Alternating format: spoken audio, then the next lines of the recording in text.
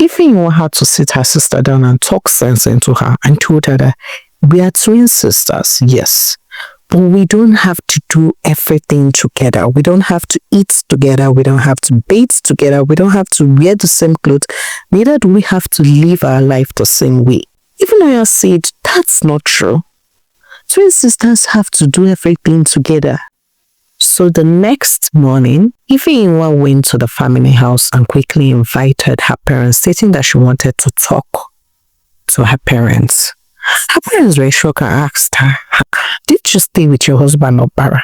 Just when you've decided to come towards the Seli, what happened? Unknown to them, Ifeanyi was not even married to Obara. While she was sitting and waiting for Ifunanya to come, everyone kept on calling Ifunanya. Ifunanya, come, where are you? So Ifunanya sneaked out of the hotel room and went to meet the family members. It was there and then Ifeanyi looked at Ifunanya and asked her, why? Why did you do this to me? Why? Their parents were surprised. What's going on here? Ifeanyi looked at her parents and said, Ifunanya got married to Obara, not me. Her mom screamed. What did you mean? What do you mean by that? And Ifunanya said, Mama, yes, I like him. He's the kind of man I want to. Mom, but you've always told me that I can also want what Ifeanyi wants. That we are twin sisters. It's not a big deal. Mrs. Zike looked at her daughter. Are you okay? When I say you can want something, I'm talking about material things, not someone's husband. Mrs. Zike quickly asked, so what are we going to do about this? Ifeanyi said, there's nothing that can be done. She had already laid with him. So what do you want me to do? To go and tell him? There is nothing that can be done. I invited all of you here to let you know that your daughter tricked us all. Ifunanya stole my husband. So I don't even know how she's going to keep on playing this card. How do you even intend going on with this? He does not have your phone number. Do you want my SIM? Just tell me everything you want about me and I'm going to give it to you. So you can keep on living as Ifeanyi all the days of your life. Ifeanyi looked at her sister, unremorseful. She quickly switched SIM with her sister. Ifeanyi saying, no, I don't need your SIM. You're going to go to your work. I won't go there. I have a life and I cannot live your life for you. Their parents tried to intervene and Ifeanyi was saying, no mom, no dad. She chose it for herself. She can live as Ifeanyi and Ifunanya. She should enjoy living that way. But for me, I will not get myself involved in this. So she should continue. Ifeanyi gave Ifunanya her SIM card, everything she needed in order to continue living as Ifeanyi. She was ready to start a new life. She was ready to start afresh. She went to her room, packed all her belongings, and left the house. She had promised her parents that she was going to return when she was ready to return. But for now, she needed time. She needed space. She needed to think things through. Her greatest disappointment there was why she was leaving that house. Ifunanya did not think it to herself to even apologize. She watched her sister leave and thought to herself that it wasn't a big deal. And with the passing days, Ifunanya did not even see it as a big deal playing Ifeanyi. She just told Obara that she had quit working in the health center and sticked to the place she was working. Obara couldn't differentiate between the two twins. Getting to know Obara was not even hard for her. And truth be told, Obara was the kind of man she liked. So she was ready to please him in all ways. Ifunanya was enjoying her life. Obara was spoiling her silly. They did everything together. Going out on dinner dates, movie nights, to church, the perfect couple. She was enjoying it all. Whereas her sister was in her house, thinking about her life, asking herself what she had done wrong. Was it bad to come to this world a twin? Why must her own twin sister want what she wants? It took Ifeanyi a period of 1 year, 6 months to get over what Ifunanya had done to her. She was heartbroken. She barely came out of her house. She barely went to work. She cried. She lamented. She kept on questioning God. Few months down the line, she came out from her house. That was a total of 1 year, 8 months. She returned back to work. But with the help of her manager, who had helped to hold her tailoring shop, things were still moving on fine for her. Whereas for Ifunanya, Ifunanya was living her best life. Opera was a wealthy man. She was enjoying her life. And she was already pregnant. She was expecting their first child. All this while, Opera never knew he was married to the wrong person. He thought in his heart that he was married to Ifeinwa. And he has even been calling her Ifeinwa. And Ifunanya kept on responding. Most times, Opera calls her Ifi baby.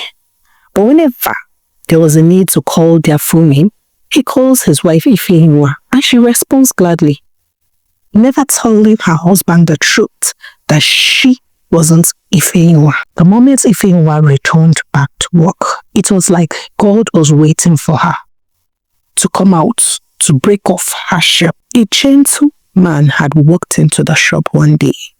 He had come to pick up dress for his mom. His name was Chinedu. The moment Chinedu laid his eyes on her, he was captivated by her beauty. The way she spoke, with respect, her manners of approach, perfect. Everything about Ifeinwa was top-notch. Professionalism, 5 stars. And he really wanted to know this lady. Ifeinwa exchanged number with Chinedu. She was open to any relationship. She didn't want to limit herself because of what her sister had done. Obviously, if her sister had taken Opera, that means Opera wasn't meant to be her husband. And with the passing days, Chinedu and Ifeinwa got talking. Chinedu was everything and more to Ifeinwa. Not because Opera wasn't perfect, but Chinedu clicked every other boxes Opera couldn't even click. Chinedu was wealthy. He was an engineer. He owned his own company. He wasn't working for his parents like Opera. He was doing well for himself. Yes, he was the only son of his parents, and he had 2 trouble cats in the name of a sister. These sisters of his, Chisom and Nkiru, were real trouble cats. They are the reason why Chinedu had not gotten married, because they kept on scrutinizing any lady he brought to the house. But the moment he brought Ifeinwa to the house, they loved her. The way she carried herself with pride. She wasn't even the kind of lady you would mess around with. She had seen life and seen it for its best and worst parts. She had money. She had influence. So what is that thing you think you have that she doesn't have? So both Chisom and Nkiru couldn't get on her names. But they never tried to do, because they loved her. They loved how beautiful she looked. She was perfect in their eyes. And they kept on pushing their brother to go get married to this one. Chinedu was shocked. Unlike Nkiru, always suggesting one friend or the other. This time around, Nkiru was satisfied with the lady he brought home. That's good, he told himself. And it didn't take long. Chinedu and Ifeinwa got married. Things started moving well for Ifeinwa. She gradually forgot about Opera. She forgot about everything her sister did to her. She had a home to cater for now. A home that befits her. Chinedu was everything to her. He was a very godly person. He took her to church. They went for Sunday service together, midweek service together, said their morning division together. He provided for the home. He never let her down in any way. If anyone was glad, she was living her best life. Chinedu supported her in everything she was doing. But it didn't take long. The truth had to come out. Because after they got married, Ifunanya had carried her pregnancy for a total of 11 months. The baby wasn't kicking. The baby wasn't moving. She had gone for antenatal without even missing one single day. And she kept on asking the doctor what was going on.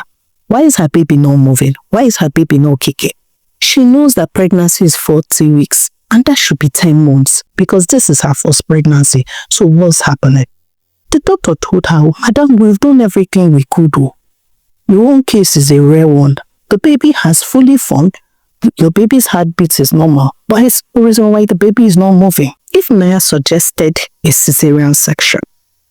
But the doctor said that would be risky because this baby has not moved for 1 day. That we can hear the baby's heartbeat does not mean that the baby is okay. They carried out all series of tests. The baby was okay, but she could not push or bring forth her baby. At this point, she had to get her parents involved. And the moment her mom came, her mom asked her what happened. Was she taking alcohol during pregnancy? Ifunanya said, no, Mama, I wasn't. They did everything. They took her to the best gynecologist. Nothing could be done. At that point, Mrs. DK quickly invited the man of God. Her daughter cannot be pregnant for more than 1 year because this pregnancy was already approaching 12 months. And the man of God, after laying hands and praying for her, quickly told her, my dear beloved daughter, you offended someone and you did not even bother apologizing to the person. Why? Even I looked at him and said, no, I haven't offended anyone before. But the man of God kept on insisting, you offended someone. You have to go apologize to your sister. I'm not trying to say she used diabolical power to hold your baby. She has no idea of what is going on. But God, in His infinite mercy, is paying you back for your atrocity. If I looked at the man of God and said, yeah, what do you mean, sir? I don't understand, sir. I don't understand. God is paying me. He said, yes, you're living in lies and deceit. The man you're married today is not your husband. And not just that he's not your husband, he does not even know that you're not his wife. So you have to apologize to your sister and to your husband. Until you do that, this baby will not come forth. Ifunanya started crying. How was she going to do that? Not to her sister. Her sister was in normal pain now. She was already used to her sister. Taking her sister's things and saying sorry is a normal pain. But to her husband or Ara, they've been married for over 3 years. So how was she going to go and start apologizing to him, stating that she wasn't Ifeyiwa but Ifunanya? What was she going to say? How was she going to say it? And she looked at her mom and said, Mama, what will I do? Her mom looked at her and said, don't get me involved. When you were doing it, when you thought about it initially, who did you tell? The only part I can get involved is getting your sister here because she has said she doesn't want to use her eyes to see you. I can look for a way to bring her to the family house and you will come. Aside that, I don't know how you're going to apologize to Okpara. Maybe you use 1 stone to kill 2 birds. You will bring Okpara and I'll bring your sister and you will apologize at once. As the man of God has said, if you don't apologize, this baby remains in your womb. So Ifunanya accepted what her mom had said and told her husband, Okpara, who had been patient with her all through this pregnancy, thinking that the baby was the issue. Unknown to him, his wife was the issue. So he followed Ifunanya to the family house. Ifeyiwa also came with her husband Chimedo to the family house. But the moment she saw her sister Okpara, she became angry. And she asked her mother, Mama, what is this? We need an agreement, so why are you just trying to make me offended? Her mother said, Ifeyiwa, can't you just forgive? Can't you just forgive her and listen to what she had to say? Ifeyiwa said, okay, no problem. Be fast about it. I have a lot of things to do. Chinedu looked around because he wasn't even familiar with the fact that she had a twin sister. He felt like a stranger in this whole thing. And he turned and asked his wife, Ifeyiwa, what's going on here? And that was when the commotion started. Okpara turned and asked, Ifeyiwa, my wife is Ifeyiwa. Your wife is Ifunanya. Chinedu said, no, my wife is Ifeyiwa. Okpara turned and asked his wife, so what's your name? Ifunanya said, I am Ifunanya. Okpara said, hey, What have I gotten myself into? What did you just say? I am Ifunanya. And that was when Ifunanya confessed everything she had done to her husband and to her sister. Her sister never knew that she drugged her the night of the bridal shower. She confessed, and when she was done confessing, she went down on her knees and started begging her sister to please forgive her. If anyone looked at her sister and said, so why are you asking for my forgiveness? Something you did not do 3 years ago. It's all like you. You did not deem it fit to do 3 good years ago. So why are you doing it now? If I ask you, please forgive me. Whether I have a reason or not, please have mercy on me and forgive me. If anyone said, you have to tell me why you're doing it now, something must have triggered you to do it. Then Ifunanya opened up that the reason why she can't bring forth her child is because if anyone has not forgiven her and her husband is still living in dark, and the man of God had told her that the only way her child was going to come forth was if Obara and Ifeanyi forgives her for what she had done. Ifeanyi didn't want to. She wanted her sister to suffer for what she did to her. While at the same time, she considered the unborn child, who was innocent. Even if she hated her sister, this child is Obara's child. And Obara too is innocent of the act. He couldn't differentiate the twain. They were identical in all ways. She looked at Ifunanya and told her, I am forgiving you today, not because of you. I am forgiving you today because of the innocent child you're carrying, because of Obara, because of Mama, because of Papa, and because of my husband Chiedu, who is sitting here as a witness to everything that has happened. And because of myself. You don't deserve my forgiveness. If it took you 3 good years to come and apologize to me, you don't deserve it. I am forgiving you today and letting go of everything, all the grudges I held, and letting go of it. Then Ifunanya looked at her husband and pleaded for his forgiveness. I looked at her and said, how dare you? How dare you lie to me? Even if I forgive you, do you think I'll be able to share the same roof with you? Do you think asking for my forgiveness is going to change everything? That you're carrying my child does not change anything, Ifunanya. He stormed out of the house. Ifunanya quickly grabbed her belongings and followed Obara. Everyone looked at Chinedu. Chinedu looked at her. He hugged his wife tightly and told his wife, go beg him. Without his forgiveness, that baby might die in her womb. Ifeanyi followed her sister because of her husband. And Ifeanyi went straight to the front of the car and knelt down. Obara was surprised. And he knew it was Ifeanyi because she was not pregnant. And he came out and asked her, why are you doing this? She lied to us. She stole everything from us. Why are you doing this? Ifeanyi asked him, do you love me? And Obara said, yes, because I thought she was you or you were her, anyone. Ifeanyi then told him, then you have to forgive. If you don't forgive her and this baby dies in her womb, how do you think I will walk on the surface of this earth? How do you think I'll be able to look at any other person? I'll think I killed my sister.